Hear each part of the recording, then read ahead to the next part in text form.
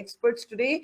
We're joined by Dr. Ishwar Gilada. Dr. Gilada has been at the front line of the COVID pandemic here in Mumbai for the past 2 years. We're also joined by a well-known epidemiologist, Professor Prabhat Jha. Professor Jha was part of the technical advisory review committee that looked at the WHO numbers. Of course, he had a very, very important study of his own, also outside of India, mirroring in some ways the broad trajectory of the WHO findings. We're joined today by Ruchika. Ruchika lost her father because of oxygen shortage in the hospital where he was being treated. Remember, many of the oxygen shortage deaths have not been counted by any of the states, and these are just an example of COVID deaths that have slipped through the cracks of officialdom. And we're also joined by PKD Nambiar, who's of course a policy analyst and a political analyst. Thank you very much. I'll start with you, Professor Jha. I also believe the same, and I'm sure that in such a large country, just 500,000 or a little over 500,000 is the government's number, and that cannot be the accurate one. There is no doubt. But having said that, in the January we got a Lancet report which saying it's about 8 times more, and then followed by in the March there is another report which is saying 10 times more, and today there is another report of WHO. So I think the number of playing with the number by various agencies are sometimes I feel that it is motivated. As I said that, of course, it cannot be the actual number what we all have it. But also, I also wanted to make a point, maybe Dr. Gilada may agree with me.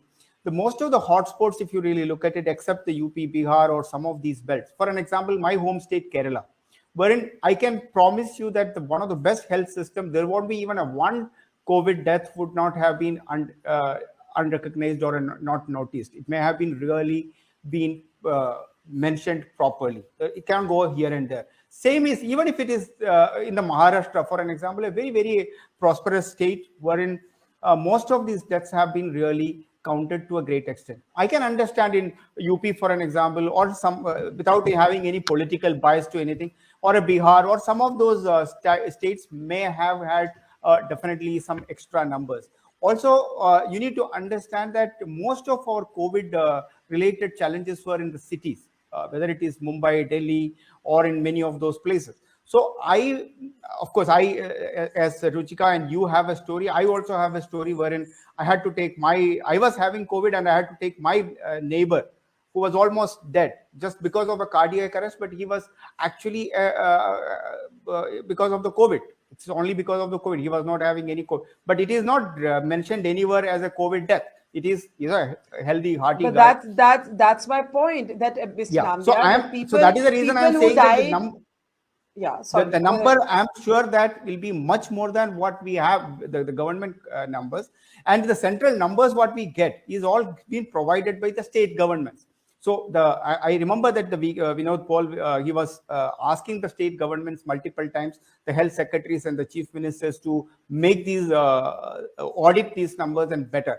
And also note one more thing: almost every state governments in the country had promised some kind of an ex gratia amount for the COVID deaths. So most of the people, when it comes to getting these reimbursement or these benefits, would definitely go and file their death information on the government. This thing that will also bring a lot of clarity. But unfortunately, we cannot have a benchmark way of counting by WHO or any other. And India's official figures say, PKD? No, I think there is one thing is very clear. There was excess death more than the number what the government is saying. But putting a question mark on the various reports on various stuff, whether it is the freedom of press, whether it is the democracy range. So a series of reports are coming from the Western world against India, which is really alarming. And I think that let us definitely, as the world has failed, we too have done little bad during the COVID management, not the way it is being portrayed.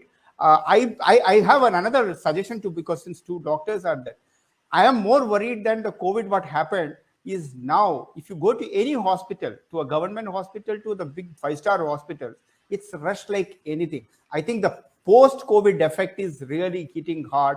You go to any of the big hospitals, so I think there is another pandemic is on the world. I mean, there's long huge health crisis right